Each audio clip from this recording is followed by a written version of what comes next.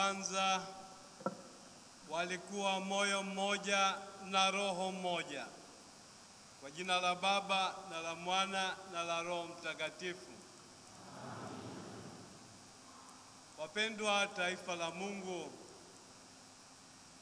tuko bado katika siku za Pasaka, tukiendelea kumshangilia Kristo Bwana na Mwokozi wetu, aliyeteswa, aliyekufa na aliyefufuka. Kristo ambaye ametukomboa na ametupa utume wa kuwa mashahidi wake.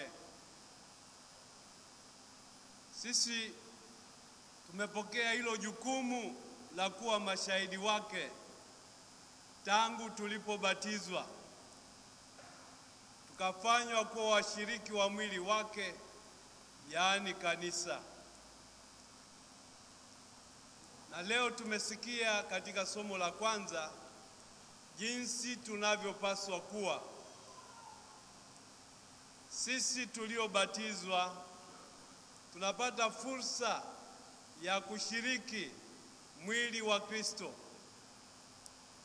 ya kuadhimisha Ekaristi Takatifu. Lakini kuweza kushiriki Ekaristi Takatifu ni tukio zito ambalo lina madai mazito kwa Mkristo. Wakristo wa kwanza walitambua madai hayo na wakajitahidi kuyaishi. Tumeambiwa walikuwa moyo mmoja na roho moja. Walishirikishana waliokuwa nayo. Waliokuwa na mali waliziuza, hivyo kwamba hakuna ambaye alipungukiwa kitu. Huo ni mfano unaopaswa kuigwa na Wakristo wa zama zote. Mungu ametujalia tunu mbalimbali: tunu ya imani, tunu ya vipaji binafsi, lakini pia tunu za miito na mambo kama hayo. Hayo yote tuliojaliwa na Mungu bila mastahili yetu, tunatazamiwa tuyatumie kwa ukarimu, tuyatumie kwa manufaa ya wenzetu, tuyatumie kwa namna ambayo inaujenga mwili wa Kristo.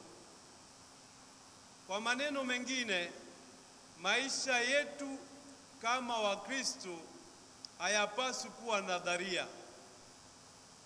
Yanapaswa kuwa ni mwelekeo bayana ambao unajitafsiri katika matendo, katika maneno, katika mahusiano ya kila siku. Tumwombe Mungu kwa nguvu ya Roho wake atuamshe na kutusukuma kusudi tuweze tukafanana na hao Wakristo wa kwanza, kusudi tuweze tukatumia yote aliyotupa Mungu kwa manufaa ya kanisa lake. Katika somo la Injili tumekuta Yesu anajadiliana na Nikodemo. Majadiliano ya Yesu na Nikodemo kwa ufupi kabisa ni majadiliano yanayozunguka au yanayojikita katika swala la imani. Nikodemo ni mtafutaji, ni mtu aliyependa kuelewa mambo ya Mungu, lakini pia ni mtu ambaye alienda taratibu, alienda kwa woga, alimwendea Yesu usiku. Heri yeye aliyethubutu kumwendea usiku kuliko wale wasiothubutu hata mara moja kumwendea, kuliko wale wanaodhani kwamba wanajitosheleza katika kila hali. Huyu Nikodemo ambaye huko nyuma tulishasikia kwamba alimwendea Yesu, safari hii tena tunasikia kwamba yuko na Yesu na anazungumza mambo yanayohusu imani, mambo yanayohusu wokovu. Na Yesu anamgusia kwamba yeye atateswa, atakufa na atafufuka.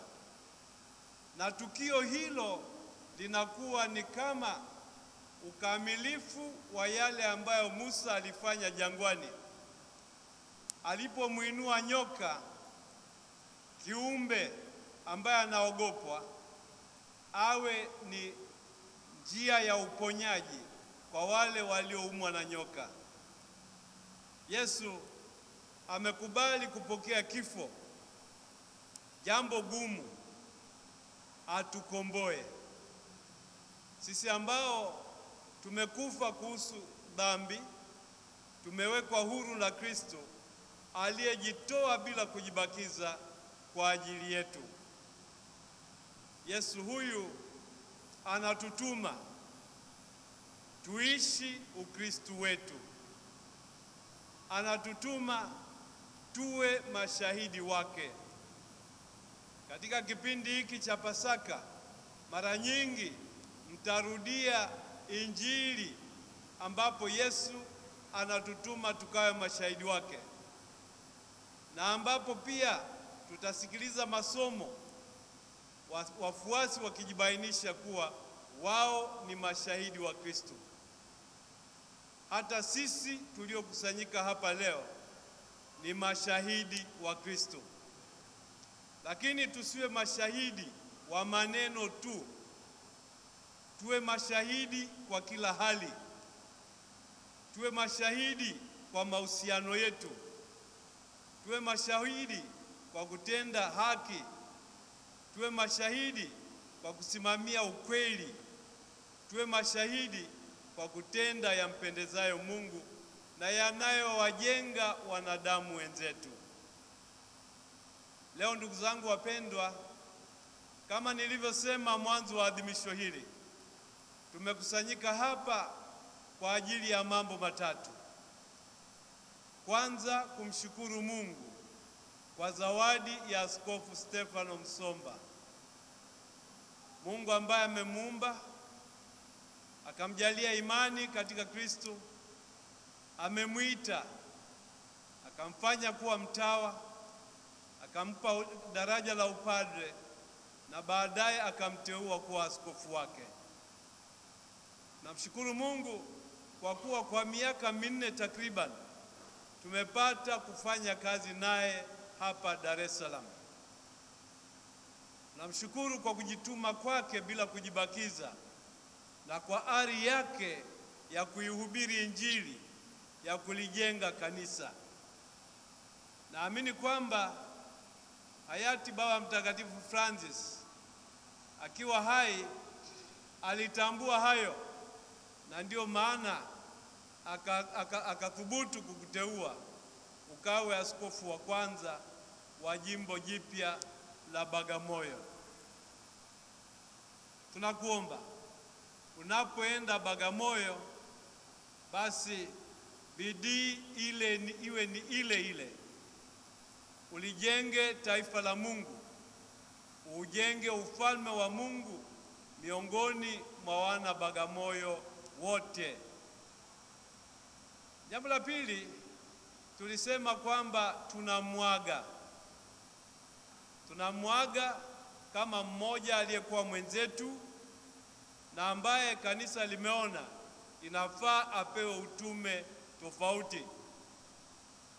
Hata kama anapelekwa Bagamoyo, lakini anabaki ni mwana wa kanisa moja takatifu Katoliki la mitume. Bagamoyo na Dar es Salaam litaendelea kushikamana na kushirikiana katika utume. Na kwa kuwa Bagamoyo ni sehemu ya metropolitan ya Dar es Salaam, naamini kwamba tutaendelea kushirikiana vilivyo. Jambo la tatu, tunamuombea Kuanza mahali papya sio lele mama. Kwenda kusuka watu waliolelewa namna mbili tofauti nako sio lele mama. Lakini usiogope, Mungu yuko pamoja nawe na Mungu atatenda kazi kukupitia wewe na ndani yako.